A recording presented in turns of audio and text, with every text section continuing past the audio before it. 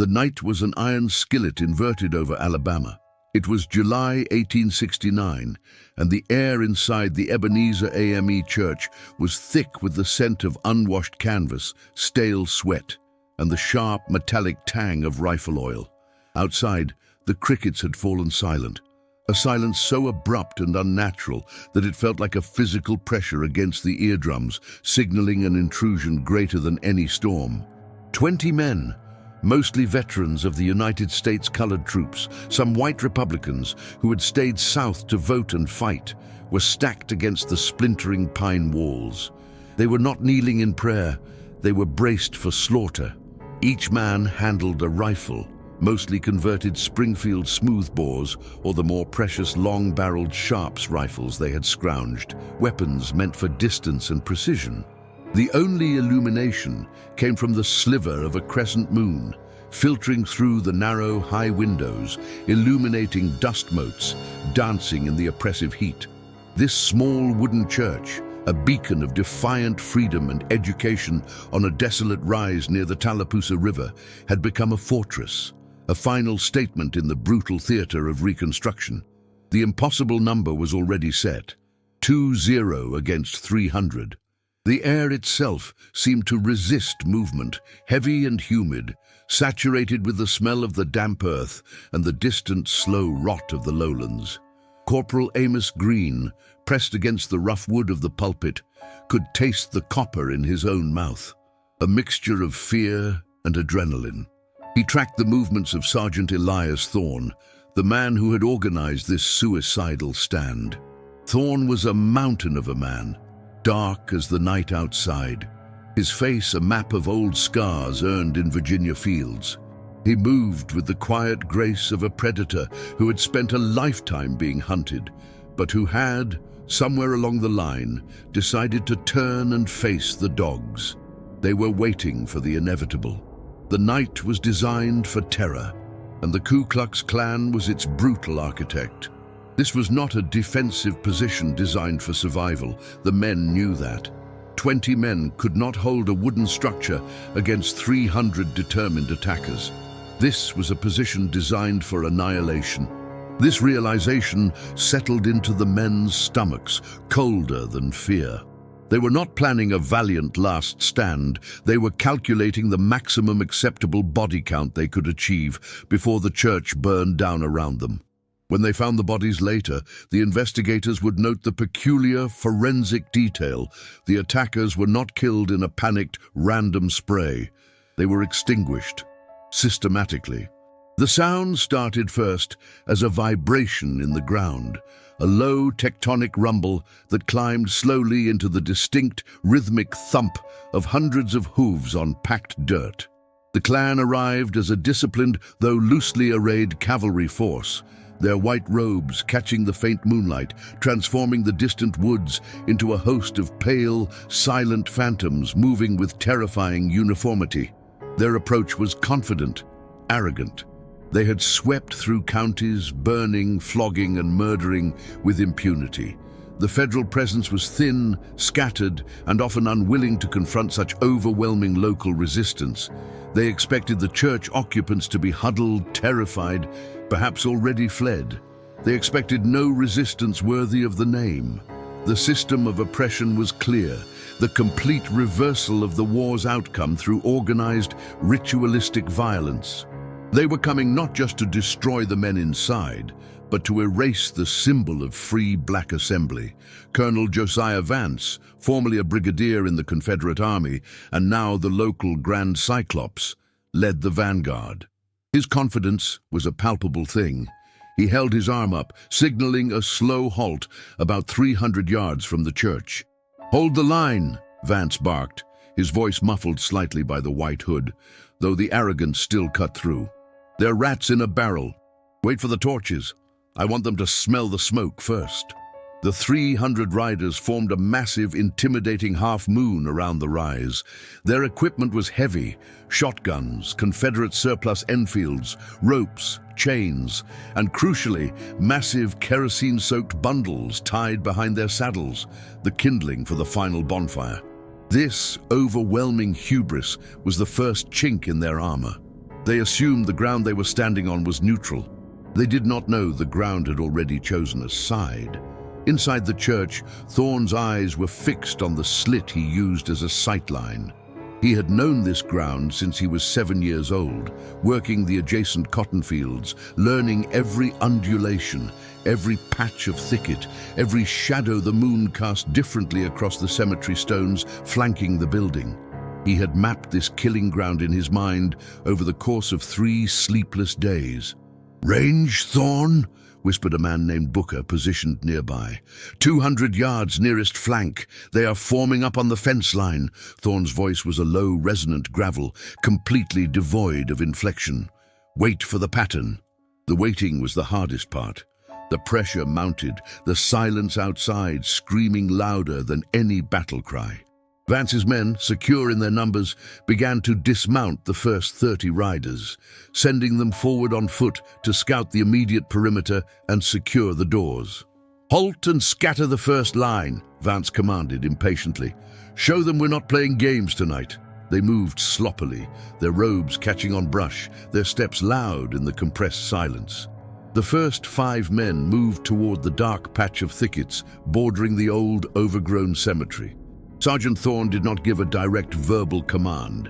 He merely shifted his weight, and 4 men flanking him understood. They had practiced this sequence for hours, precise, synchronized fire at targets of opportunity, not at the mass. The first sound that broke the silence was not the volley they expected, but a swift, high-pitched crack. It was the sound of a Sharp's rifle firing a heavy slug, followed immediately by 3 more cracks, almost overlapping. The lead man, carrying the first torch bundle, dropped instantly. He did not cry out, he simply collapsed, the heavy .52 caliber slug having obliterated his skull. His torch rolled into the dry grass. His horse whinnied and bolted. The second man staggered, gripping his shoulder, before falling backwards into a shallow, unmarked grave. The third and fourth men reacted late, turning towards the noise, which seemed to come simultaneously from 2 different directions, masking the source. Before they could bring their own rifles up, the 5th man collapsed, a clean hole appearing just below his cowl. 4 shots, 4 immediate kills, 0 return fire. The initial shock among the 300 outside was a collective pause, a tightening of the formation. They had expected hysteria. They got cold, surgical competence. "What in God's name?" Vance snarled, struggling to see the distant dark forms. "Accident? Did one of you greenhorns shoot yourselves?" The remaining scouts panicked and retreated quickly toward the mounted main force, stumbling over the uneven ground, their prior swagger replaced by hurried, confused footwork. They had seen only shadows and felt the terrifying precision of the enemy, hidden inside the dust-choked darkness. The small team inside the church did not reload immediately. They remained motionless, counting heartbeats, waiting for the attackers to decide that the first 4 deaths were merely bad luck. Vance, humiliated by the immediate panic, raised his voice, loud enough to carry across the field, an attempt to restore order through sheer volume. "Mount up, you fools! They got some old hunting rifles. Form ranks and advance slowly! We'll flush them out with fire!" The command was followed by a loud, clear sound that chilled the men outside more than the initial volley. The distinctive schlick-schlick of 20 metal bolts slamming forward, chambering fresh rounds. The sound was amplified inside the hollow wooden church, turning the tiny building into a resonant drum of lethal preparation. It was an audible statement. "We are ready, and we are waiting." The second wave of riders advanced hesitantly, the mass of 300 shrinking slightly as men closer to the flanks edged their horses away from the suspected firing line. 2 minutes passed in tense silence, punctuated only by the nervous shifting of hooves. Then the ground gave way beneath the horse of a man named Denton, who was riding too close to the perimeter of the overgrown field. He had strayed into a narrow ditch that Thorne and his men had meticulously concealed with branches and dead leaves. Denton's horse screamed, its forelegs snapping instantly under the animal's weight. Denton was thrown violently, his head hitting a protruding fence post. He was still breathing, thrashing wildly in the dirt. But before anyone could reach him, another single crack split the air. This shot was not aimed at the head or the chest.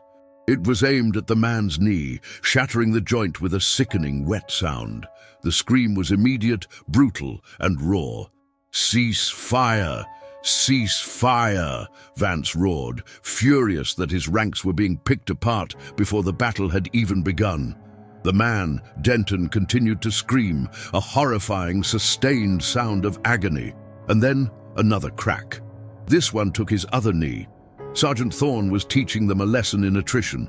He wasn't aiming for quick kills anymore. He was aiming for maximal psychological impact. Denton's screams were a terrible, agonizing soundtrack to the KKK's advance, forcing the remaining attackers to listen to their comrade being disassembled, piece by piece. A third shot mercifully silenced Denton forever. 6 men down, all killed with surgical precision, the last 3 eliminated solely to broadcast terror. The 300 men outside had yet to fire a shot at the church. The riders were now completely stalled, their courage dissolving in the terrifying silence and the lingering echo of Denton's final agony. They were supposed to be the hunters, the agents of terror. They were supposed to instill paralyzing fear. Instead, they were paralyzed. It was Colonel Vance who finally grasped the terrifying truth. The men inside were not trapped. Vance spurred his horse forward, stopping near the edge of the cleared ground, risking the shot to see what was happening.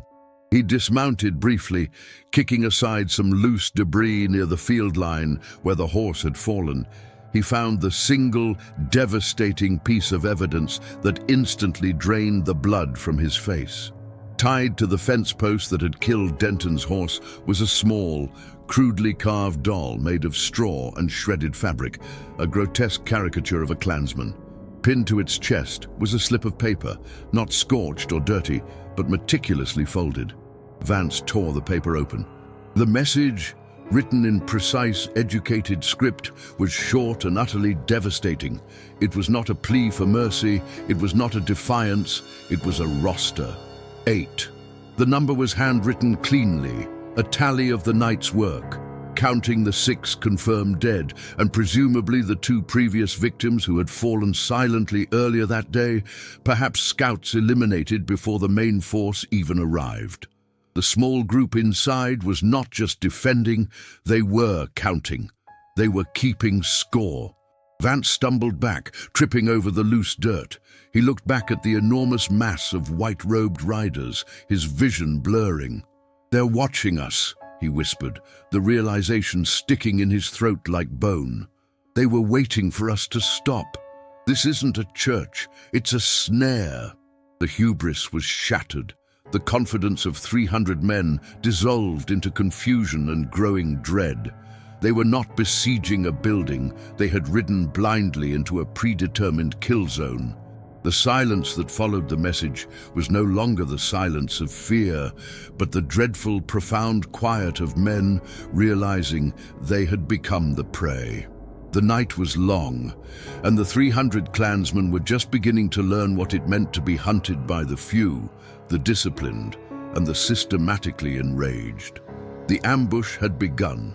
The air that night did not breathe. It merely held, a suffocating compress of spent daylight, humidity, and the cloying scent of pine sap and stagnant river mud. Inside the hollowed-out shell of St. Jude's Chapel, 20 men moved, with the silent economic precision of men who had long ago traded noise for survival. They were not ordinary soldiers, nor were they local deputies. They were Union veterans, mostly former members of the United States Colored Troops, the USCT, who had stayed behind in Alabama to uphold the brittle facade of Reconstruction. Their mission was simple in theory: guard the ballot boxes and the handful of fragile documents that certified the rights the Confederacy was trying, through terror, to claw back. Their leader, a man known simply as Sergeant Carver, was built from wire and scar tissue, his face perpetually set in the neutrality required of those who expect imminent death. He did not speak much. His instructions were given through gesture and the careful placement of equipment. Carver and his 19 counterparts understood the calculus of their situation.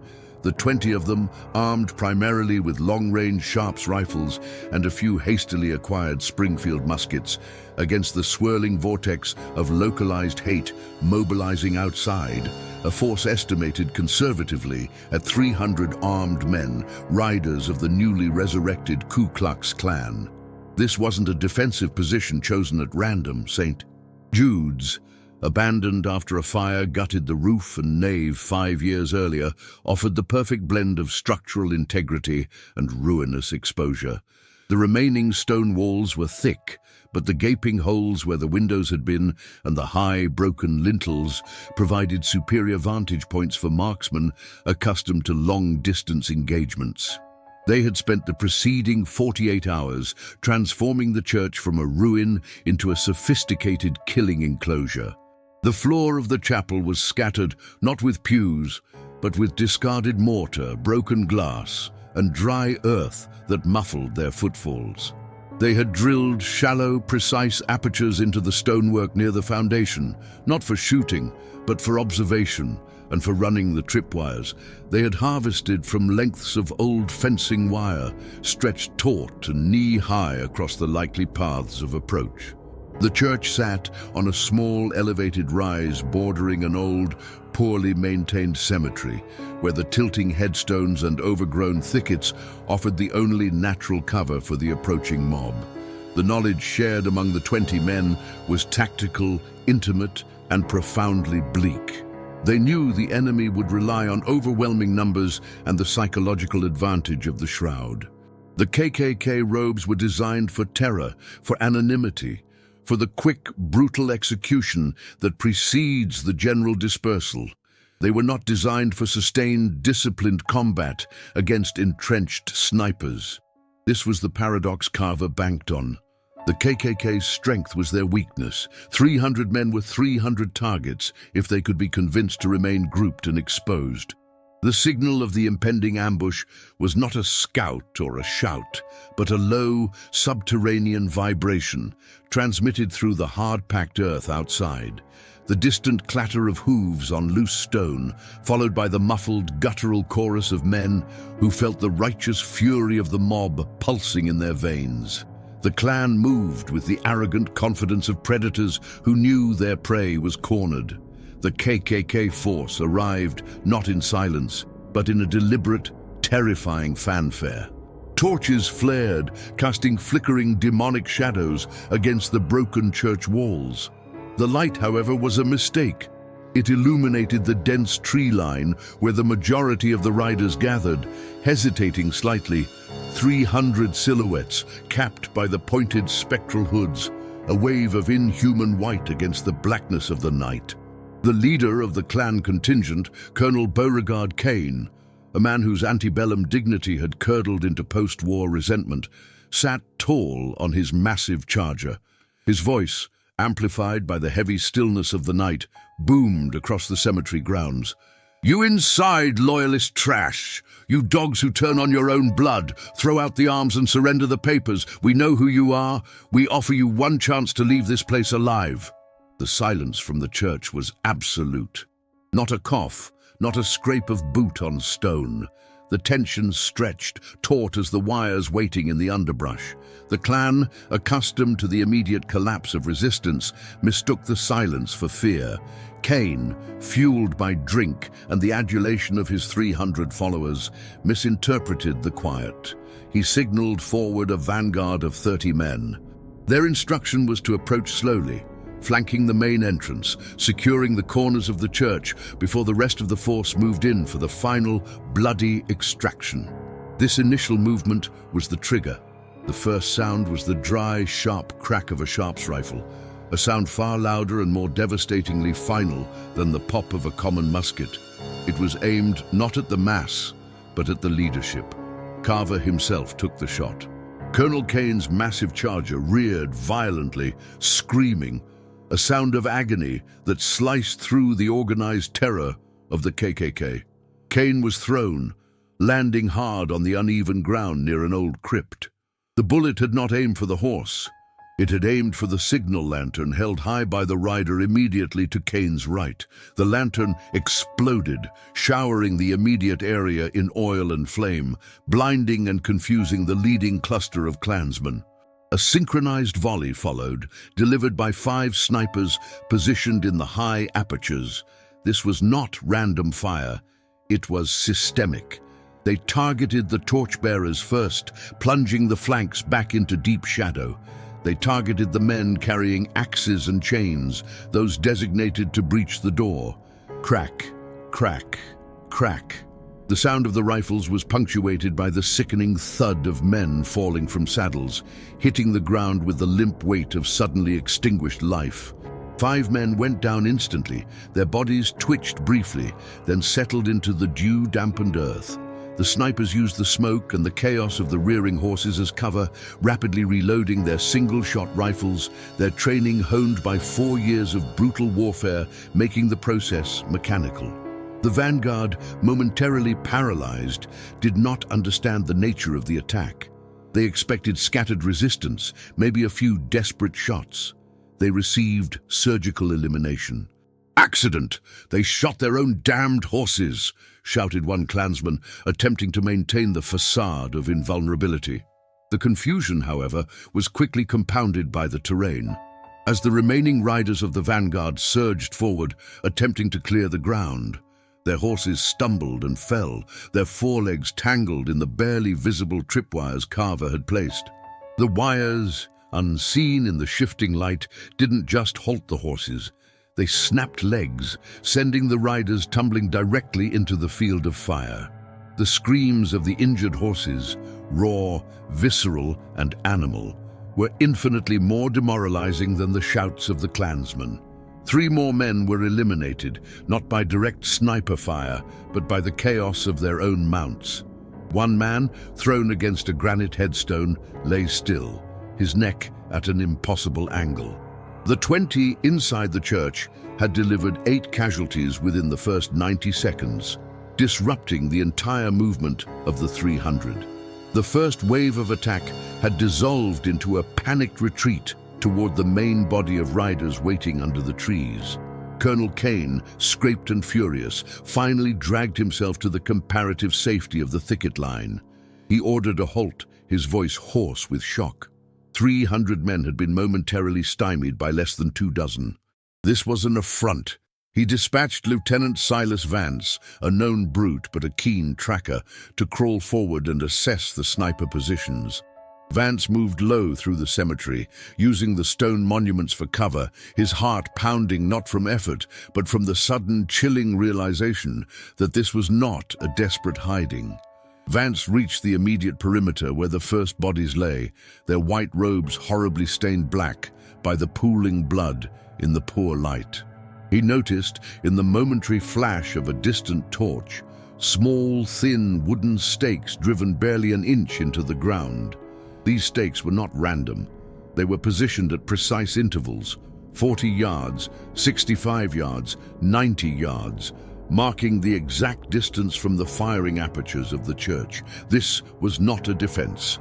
This was a pre-sighted execution field. He stumbled across a shallow trench, carefully disguised with pine needles and loose soil, leading directly back toward the church wall.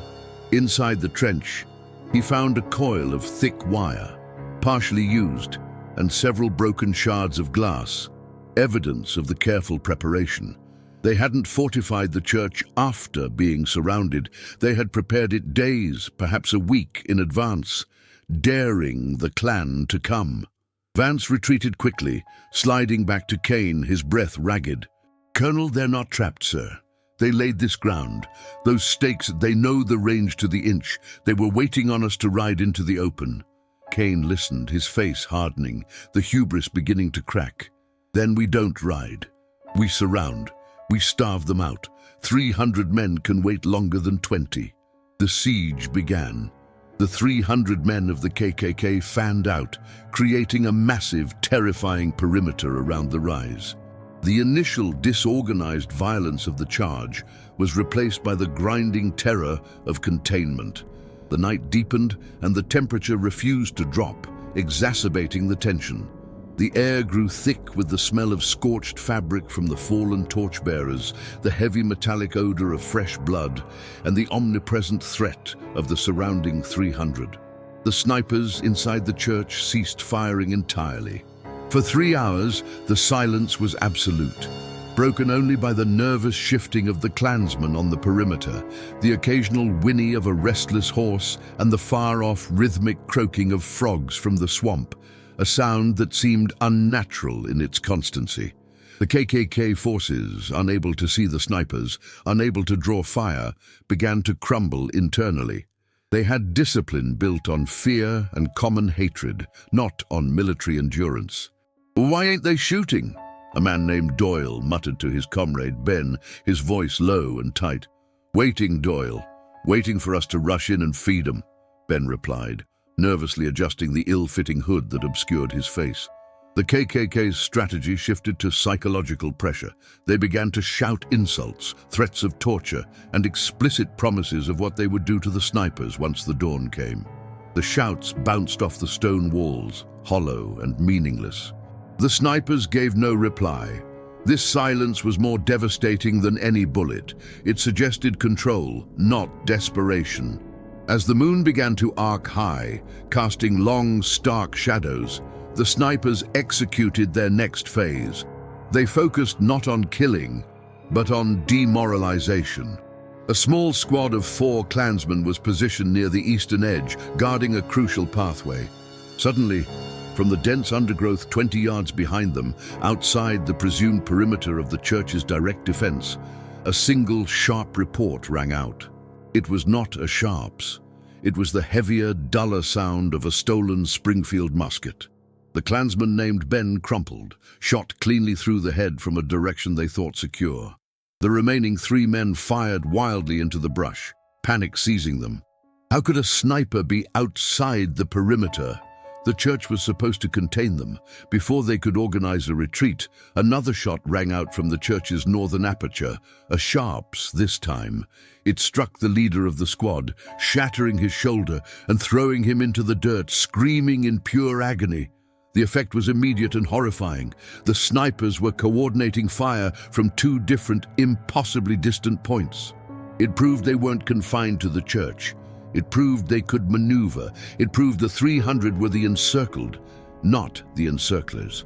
During the next hour, 6 more clansmen were eliminated in similar fashion, always solitary, always precise, always striking key positions.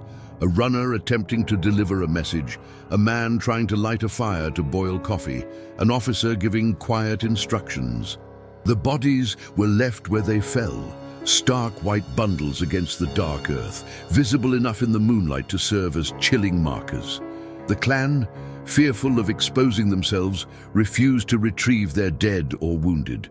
The screams of the man with the shattered shoulder continued for nearly an hour before he finally faded, a prolonged sound of suffering that gnawed at the morale of every man listening. The perimeter was dissolving into isolated pockets of paranoia. Clansmen started accusing each other of misidentifying shadows, of firing too early, of being traitors attempting to signal the snipers. Colonel Kane found himself standing among men whose eyes darted constantly between the impenetrable shadows of the church and the terrifying empty darkness behind them. The 20 men had weaponized the entire landscape, transforming the cemetery into a labyrinth of sudden, silent death. As the darkness reached its deepest point, the clansmen near the main road discovered something new and utterly devastating. A large, heavy Bowie knife, the kind often carried by clansmen for intimidation, was found driven deep into the trunk of a massive oak tree that stood 40 yards from the church. Pinned beneath the knife was a neatly folded piece of white cloth, a scrap of a clan hood. Scrawled onto the fabric, not in ink, but in dried, smeared blood, was a single, defiant word: waiting. This was not a message of desperation. It was a taunt. It meant a sniper had not only moved outside the established perimeter, but had returned without detection, planted the message, and retreated into the church again. The sheer audacity, the cool confidence required to execute such an act in the presence of 300 armed men shattered the last remnants of organized resolve. This was the moment of full realization. They had not stumbled upon a group of desperate men cornered by superior force. They had walked directly into a meticulously engineered trap. The perimeter, composed of 300 riders, was not holding the snipers in. It was holding the snipers' victims out of the general population. It was not a siege. It was a slow, systematic harvest, and the field was wide open. The heat of the Alabama morning rose like a suffocating shroud, thick and yellow, pressing down on the 300 men surrounding the small, besieged church.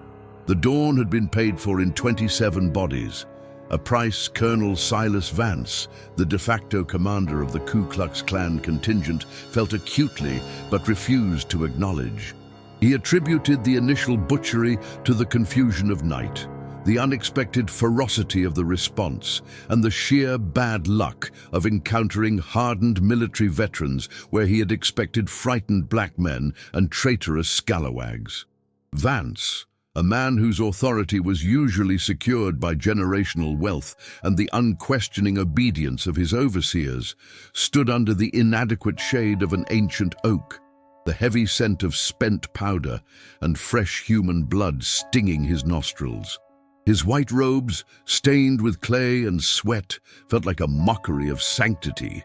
Beside him, Sheriff Tate, a blunt instrument of the local gentry, spat tobacco juice onto the dry ground, ignoring the twitching hand of a Klansman who had caught a round through his kneecap an hour prior. "They've gone silent, Colonel," Tate grunted, wiping his brow. "Too quiet for scared men." "They are conserving ammunition, Sheriff," Vance replied, his voice thin with forced discipline. "They believe they can hold out. They believe rescue is coming. They will learn the vanity of hope."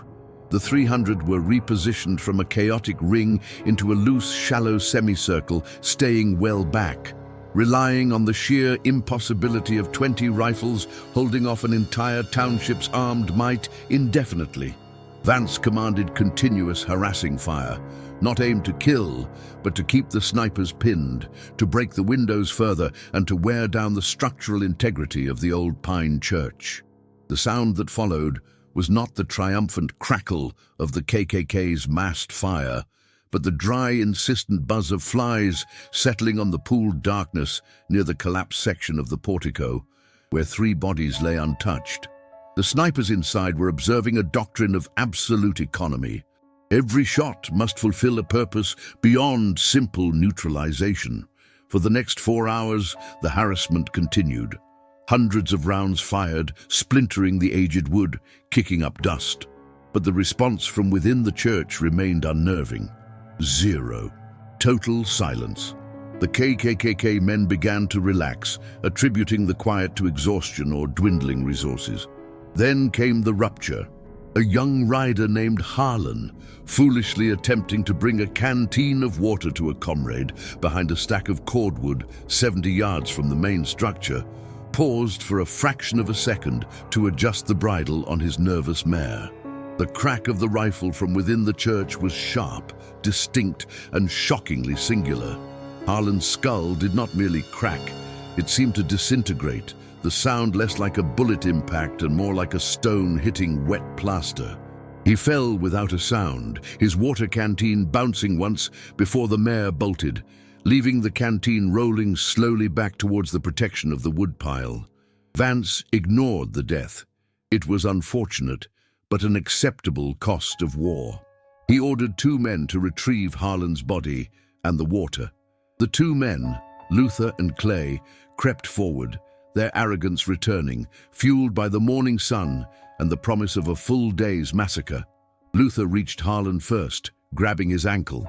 Clay moved toward the canteen. Another shot, quick, dry, decisive. Clay dropped the canteen. He clutched his left eye, his scream strangled, reduced instantly to a wheezing gasp as he crumpled beside Luther. The blood that gouted through his fingers was not the dull crimson of a mortal wound. but a thin, bright spray of arterial red. Luther, already dragging the corpse, froze. He knew the rifle crack had come from the same exact window gap as the first shot, yet the distance and trajectory required a precise, impossible correction between targets. He looked up, his face pale beneath the grime. A third shot. It hit Luther in the bridge of the nose, punching through bone and nerve tissue and lodging instantly in the cervical spine. He dropped Harlan's foot and fell backward, dead before he hit the dirt. 3 men, 3 shots, 3 unique points of vulnerability exploited within 90 seconds, all from a tiny slit in the dark wooden wall. The silence that followed was heavy, no longer the silence of conservation, but the silence of surgical competence. Vance felt the cold dread seep through his soiled clothes. This wasn't defense, this was demonstration. Sheriff Tate stared at the 3 new corpses, his swagger diminishing into raw fear. "Colonel, they ain't just shooting back. They're aiming for the eyes. They're picking us apart." It was not the number of dead, but the manner of their dying that finally shattered the KKK's hubris. These were not random hits generated by a flurry of desperate fire. When a corporal finally risked crawling out to examine the bodies, he returned, covered in dust and shock, clutching a broken piece of hardwood. "Colonel," the corporal whispered, his voice cracking. "They hit Clay right through the eye, Colonel. Clean as a whistle. But look at this." He thrust the wood fragment at Vance. It was the stock of Clay's own Winchester rifle, shattered by the same bullet that had killed him. The round had passed through the stock, then the optic nerve, killing the man and destroying the weapon simultaneously. Vance took the shattered wood, the grain smooth under his fingers, and felt the sudden, chilling clarity. They weren't just taking life, they were eliminating equipment and blinding the opposition. These 20 men were operating with the cold precision of experienced snipers, prioritizing countervision and command disruption. It suggested organized professional training, a tactical unit, not a desperate mob. The idea that these veterans, who had fought across Virginia and the Carolinas, were now locked inside a rural Alabama church, preparing to systematically eliminate 300 Klansmen, was a reality too large and terrifying for Vance to swallow. The siege shifted from a military action to a personal, protracted nightmare. The heat intensified. By noon, men accustomed to brutal outdoor labor were suffering from thirst. The snipers, apparently having mapped the terrain perfectly, began targeting resources. First, the horse trough. A large wooden barrel had been placed 90 yards from the east wall, partially shielded by a collapsed wagon. A single, high-velocity shot tore through the bottom stave, draining the precious, stagnant water into the parched earth within minutes. Second, the man assigned to sanitation. Private Jenkins was a miserable, fearful Klansman, necessary only for basic support functions. He was shot not while relieving himself, but on his return, the bullet catching him in the lower abdomen, ensuring a slow, agonizing death, witnessed by a dozen men who could not reach him for hours. His screams, muffled but persistent in the heavy air, became the new, horrifying soundtrack of the siege. The snipers had moved from merely killing the efficient to torturing the necessary. Vance tried to reassert control, ordering flanking movements to test the building's rear. But the church was built on a slight rise, and the snipers had evidently prepared. Every approach route was covered by a kill zone, defined by the crosshairs of rifles that fired only when success was guaranteed. The atmosphere became thick with distrust. Men began questioning their purpose. They outnumbered the defenders 15-1, yet they were being killed individually, like livestock picked off by a wolf that possessed supernatural intelligence. "We should burn 'em out, Colonel. Burn the damn thing down," shouted Garvey, a blacksmith known for his volatility. "We tried that last night, fool. The wood is damp, and we lose every man who gets close enough to light it." Tate snapped back, his nerves fraying. The most profound psychological blow arrived late afternoon. The snipers, after another hour of deafening silence, began tossing objects back over the barricades. They were not bombs or rocks. They were spent mini-balls, recovered from the exterior walls of the church, wrapped tightly in pieces of what were clearly KKK robes, scraps of the white cotton uniforms that lay scattered around the perimeter. Attached to one bundle, retrieved by a trembling younger Klansman, was a piece of parchment ripped from a hymn book found inside the church. Scrawled in charcoal, in precise, deliberate script, was a list of names: Clay, Luther, Harlan, Jenkins, Garvey. Garvey, the blacksmith who had just shouted about burning the church, was fifth on the list. The 20 men inside were not merely defending, they were executing a manifesto of revenge. They knew the names of their oppressors, and they were methodically checking them off. Garvey, who had been shouting orders moments before, went silent, his bravado instantly extinguished. He looked less like a Klansman and more like a condemned man reading his own sentence. This realization fractured the cohesion of the 300. The fear was no longer abstract, it was personalized. The church had eyes, and those eyes knew them intimately. As the sun began its painful descent toward the horizon, casting long, bloody shadows across the dusty clearing, the snipers began showing themselves, not to shoot, but to observe. A thin, dark figure appeared momentarily at the edge of a shattered window frame, a silhouette against the dark interior. Just a fraction of a second, but long enough for Sheriff Tate to catch the flash of a Union uniform, the brim of a cap, and the cold, unblinking assessment of the man behind the rifle. The effect was devastating. They were being studied, their movements logged, their fear measured. The 20 men inside had transitioned from invisible defenders to active psychological tormentors. The fear of death was replaced by the terror of being chosen. The KKK force, despite its overwhelming numbers, ceased to be an army and became a collection of isolated, terrified individuals huddled behind inadequate cover. Their confidence, their perceived racial superiority, and their collective identity were being dismantled, piece by piece, by the 20 souls locked in a wooden box. Colonel Vance walked slowly around the perimeter of the containment area, ignoring the whispers and the refusal of his men to break cover. He looked at the church, battered but not broken, and the truth hit him with the force of a physical blow. The snipers had possessed the skill to break out during the night, to scatter into the dense woods of the Alabama River Valley, where they could have fought a protracted guerrilla action. But they hadn't.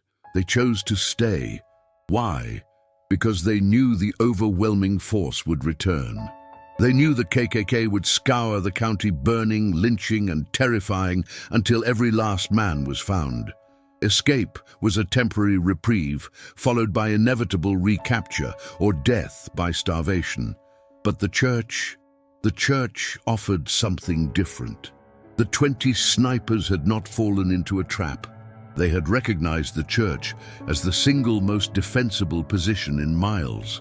A high point built of solid timber, offering 360-degree fields of fire against an enemy that relied on mass and fear, not tactics. They had transformed the church, a supposed sanctuary, into an execution chamber. They had invited 300 men to surround them, to become static targets defined by their own arrogance. It wasn't a siege they were enduring. It was a mass execution they were facilitating.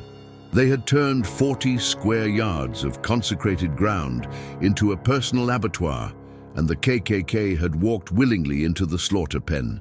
They never intended to leave, Vance muttered to Tate, the revelation freezing his blood. They intend to kill every single one of us. As twilight deepened, the atmosphere became almost unbearable. The surviving KKK men were exhausted, thirsty, and emotionally shattered. They were no longer focused on assaulting the church, but on surviving the night, the dark, the time when fear becomes tangible and the impossible becomes real. Garvey, whose name was listed 5th on the parchment, finally broke. Against the desperate pleas of his comrades, he grabbed his rifle and sprinted into the woods opposite the church, intending to desert. The shot that killed Garvey did not come from the church. It came from the dense, tangled underbrush 50 yards to the west, where no sniper should have been. It was a single, heavy slug from a captured Spencer rifle. The implication was immediate and terrifying. The snipers were no longer contained. They were moving. A frantic check of the church revealed the impossible. The broken windowsills where the snipers had been hours before were empty. The shadows inside were deeper, the air motionless. The quiet, controlled breathing that had punctuated the brief periods of silence earlier that day was gone. The church was, to all appearances, empty. Vance and Tate looked at each other, the same thought forming in their minds. The defenders hadn't fled the siege. They had simply decided the siege was over and the time for the final hunt had begun. They had used the church as a stationary base until the KKK force was psychologically broken, and now, under the cloak of night, they were dissolving into the surrounding terrain, carrying their tally of revenge with them. The 20 Union veterans, hardened by years of war, had abandoned their fortress to hunt the 300 men who now huddled, exposed and terrified in the field. The hunters had become the hunted. And the darkness of Alabama, which had always served the Klansmen, had now joined forces with the 20 deadly ghosts, ready to extinguish the remaining 300 souls, one by one, under the cover of the starless night. Colonel Vance realized, with a sickening lurch, that the most brutal phase of the ambush, the systematic nighttime elimination, had just begun. The air was no longer humid, it was scorched and toxic. It was the thick, choking density of baked clay, charcoaled pine, and rendered animal fat. The silence that followed the hours of relentless gunfire and human screaming was not peaceful. It was a profound vacuum, a geological compression of sound that pressed against the eardrums until they ached. The sun, finally rising above the tree line, cast long, sickly orange rays across the remains of the Mount Zion Chapel. The wooden structure was reduced to a skeleton of smoldering timbers and a black, ruinous mound resting upon the brick foundation. It smelled of mass execution. The 300 riders of the clan, the vengeful phalanx that had ridden out the night before in the surety of righteous slaughter, had been broken, dismantled piece by piece. The defenders, the 20 Union snipers hidden within, had forced the impossible paradox. Overwhelming force was meaningless against absolute preparedness and the cold refusal to yield even an inch of consecrated ground. The fire, which the clan themselves had used as their final desperate siege weapon, became the pyre for the dozens of their own they had left sprawled in the yard or trapped against the flaming walls. The final surge had been a blind act of terror, not tactics. Driven mad by the sight of their comrades falling, 15 dead inside the first 2 hours, 25 more crippled by leg shots that prevented retreat, and the rest psychologically eviscerated by the unseen marksmanship, the Klansmen had turned to fire. They soaked the south wall in lamp oil, stripped from the nearby homes, and threw torches. The wood, dry from the Alabama summer, caught instantly, roaring to life with a triumphant crackle that seemed for a brief moment to announce the clan's victory. Inside, the 20 veterans, led by the silent, scarred man they called Sergeant, knew the endgame had arrived. The smoke immediately turned the air inside the chapel into a tangible enemy, hotter and thicker than any gas attack they had endured during the war. They had prepared for this too. As the clan riders, the remaining core of perhaps 180 terrified men, threw themselves forward, believing the smoke had finally driven the defenders into the open or suffocated them at their posts, they encountered not surrender, but a calculated, terminal efficiency. The defenders used the fire's own energy against the enemy.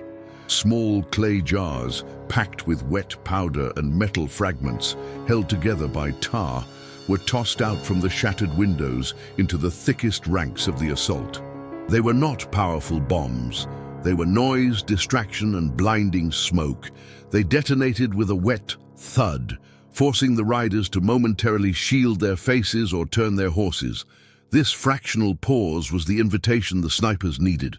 Dropping their high-powered rifles, they grabbed the smoothbore muskets and shotguns loaded with buckshot reserved for the final moments. The sergeant and 4 others rushed the primary door, which was already collapsing inward, having been compromised by repeated axe strikes. The sound was a crushing, overlapping sequence of violence.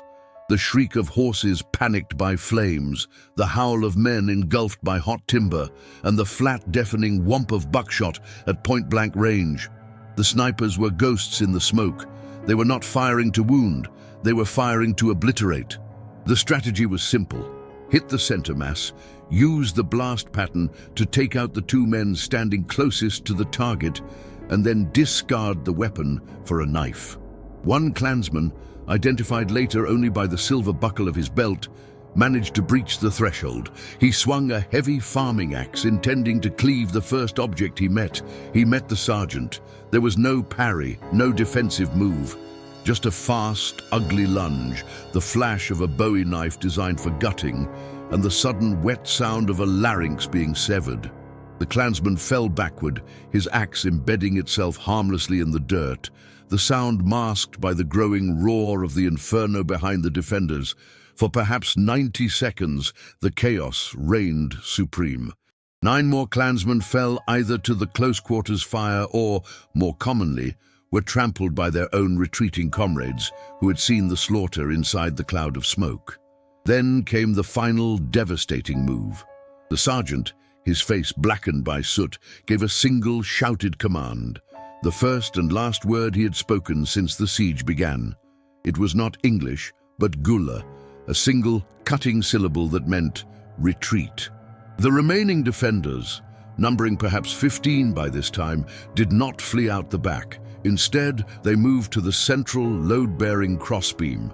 They had pre-cut this support column, bracing it with jacks and wooden blocks they had scavenged weeks before. They removed the support simultaneously. The roof, already weakened by the flames, did not simply sag. It imploded. Mount Zion Chapel collapsed with the force of a small landslide. Timbers, slate, burning shingles, and heavy stone blocks rained down upon the men closest to the structure, the Klansmen who had been trying to pull their wounded back, and the snipers themselves. The blast of superheated air and choking ash drove the remaining, already panicked Klan forces back another 50 yards. They watched, frozen, as the fire consumed the structure, collapsing inward on the bodies of the defenders and their own dead. The silence that followed was broken only by the hungry crackling of the fire, digesting the last remnants of human infrastructure.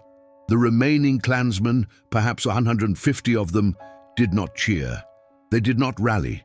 They mounted their horses and dispersed into the woods, not as a fighting force, but as scattered, broken men, trying to save their own lives and the terrible secret of what they had witnessed.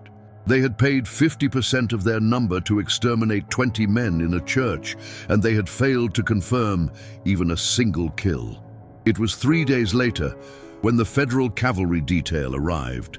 Captain Elias Vance led the small detachment, dispatched from Selma after terrified cryptic reports of a large confrontation in the deep backcountry reached the provisional government.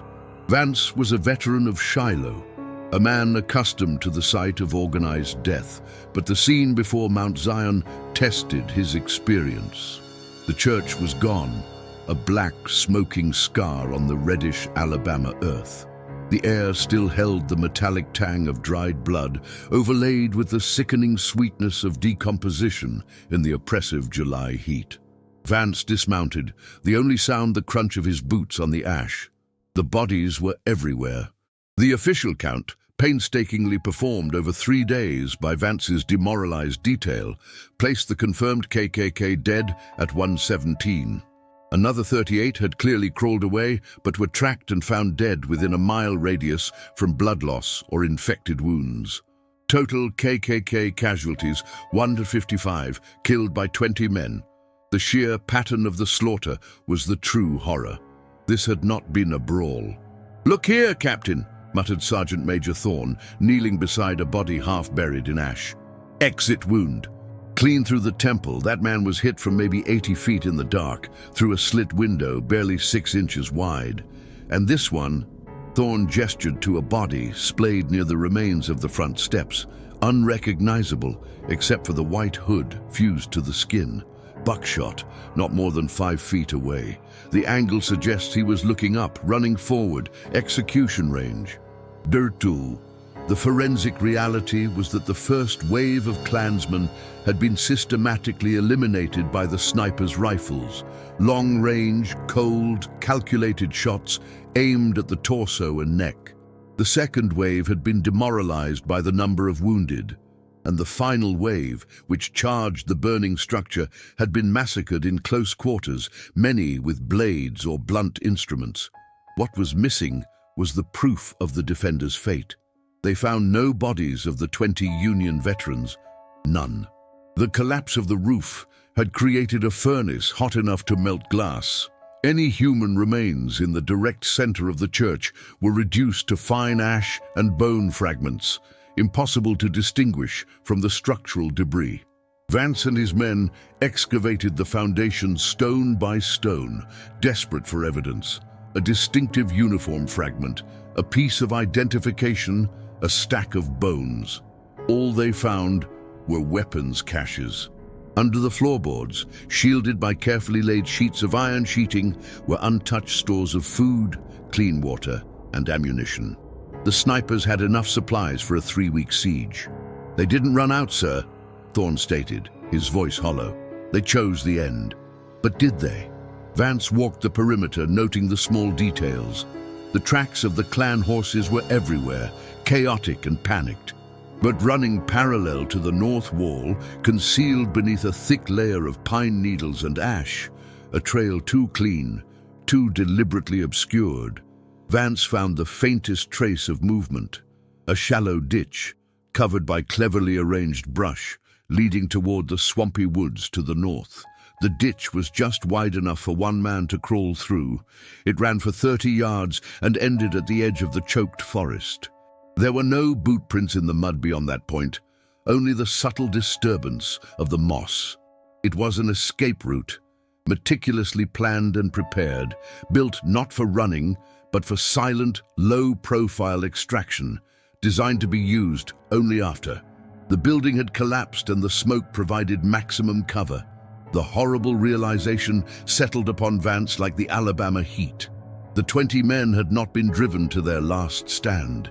They had initiated their last trap. The church was designed to be their fortress, their killing field, and their funeral pyre, or for those few who chose to exit through the hidden drain, their final veil of smoke. The fire was not a disaster, it was the signal for the final act. Vance found one last piece of evidence leaning against a charred oak tree 40 yards from the ruin. It was a spade, not military issue, but a heavy farming tool. Its edge was sharp, and it was coated not in dirt, but in thick dried blood and human hair. It was a tool that had been turned into a weapon in the chaos of the immediate aftermath, likely used by the last men out to silence any stragglers they encountered on their path to the swamp. The question of whether all 20 men escaped or whether only a fraction made it remained unanswered. The total annihilation of the clan's immediate force was the only tangible outcome. The church stood as a monument to their impossible, devastating success. The official records of the era, those papers that survived the intentional fires of local magistrates, were brief and falsified. They spoke of a tragic accident involving a rogue Union garrison and a fire started by agitators. The number of dead Klansmen was severely understated, reduced to a handful of outlaws. Adrive, the names of the 20 defenders were never recorded, and the location of Mount Zion Chapel was quietly struck from county maps. The truth, however, could not be burned away. The area surrounding the chapel became cursed ground.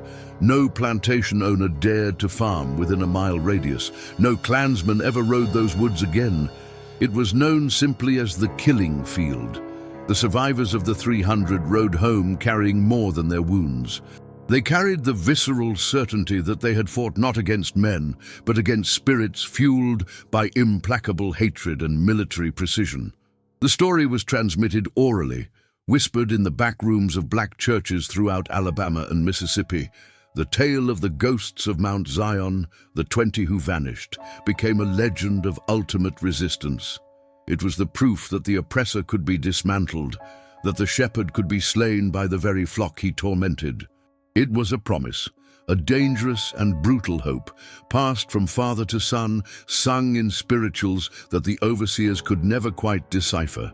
The fear generated by the Mount Zion ambush had a devastating effect on the systemic terrorism of the Reconstruction South. While the violence of the Klan continued, their tactics locally shifted. They learned to fear small, fortified groups. They learned that overwhelming numbers could be neutralized by strategic positioning and perfect resolve. They learned that when the enslaved or the oppressed finally broke, their violence was not random passion, but cold, deliberate extermination. The sergeant and his companions were never captured. They dissolved into the immense wilderness, the swamps and forests that cover the American South like a shroud. Whether they lived on as freedom fighters, applying their lethal skills elsewhere, or simply found a quiet peace in some northern territory, nobody ever knew. All that remained was the black ash of the chapel and the knowledge that one night in 1869, 300 shadows had ridden out to enforce oppression, only to be extinguished by 20 men who simply refused to die quietly. If you seek more stories that the history official tried to bury, moments where the considered property transformed into the nightmares of their tormentors, where the resistance was not noble, but absolute and terrifying, subscribe and follow us as we excavate the brutal, beautiful truths buried beneath the American soil.